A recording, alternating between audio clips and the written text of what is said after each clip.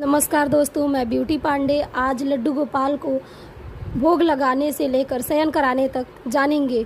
बहुत लोग कहते हैं कि कैसे भोग लगाएं, कैसे शयन कराएं। सुबह को उठकर 6 से 7 बजे के मध्य सबसे पहले घंटी या फिर ताली बजाते हुए बहुत ही मधुरता से लड्डू गोपाल को जगाना चाहिए। फिर उसके बाद उन्हें दूध पिलाना चाहिए।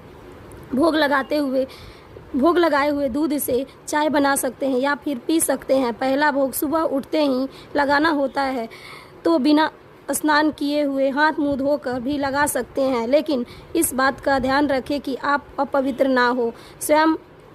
उसके बाद स्वयं स्नान करें और उसके बाद लड्डू गोपाल को स्नान कराएं तथा तिलक लगाने के बाद दूसरा भोग लगाएं। इस भोग में उन्हें प्रतिदिन दही का भोग अवश्य अर्पित करना चाहिए। इस बात का भी ध्यान रखना चाहिए।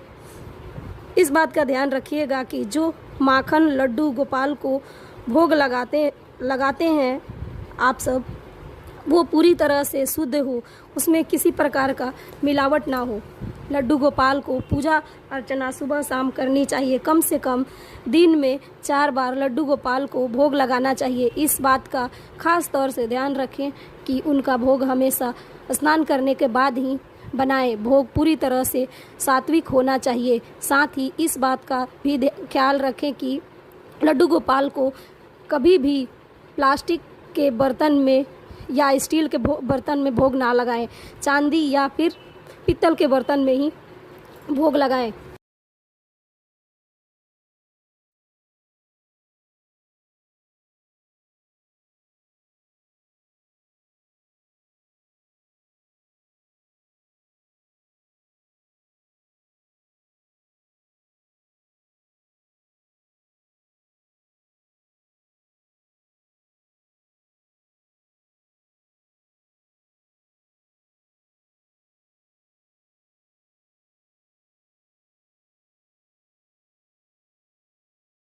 नमस्कार दोस्तों, मैं ब्यूटी पांडे आज लड्डू गोपाल को भोग लगाने से लेकर शयन कराने तक जानेंगे।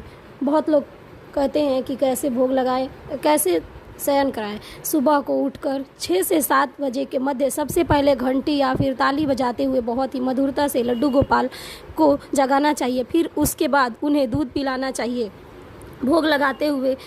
भोग लगाए हुए दूध से चाय बना सकते हैं या फिर पी सकते हैं। पहला भोग सुबह उठते ही लगाना होता है, तो बिना स्नान किए हुए हाथ मुंह धोकर भी लगा सकते हैं, लेकिन इस बात का ध्यान रखें कि आप अपवित्र ना हो।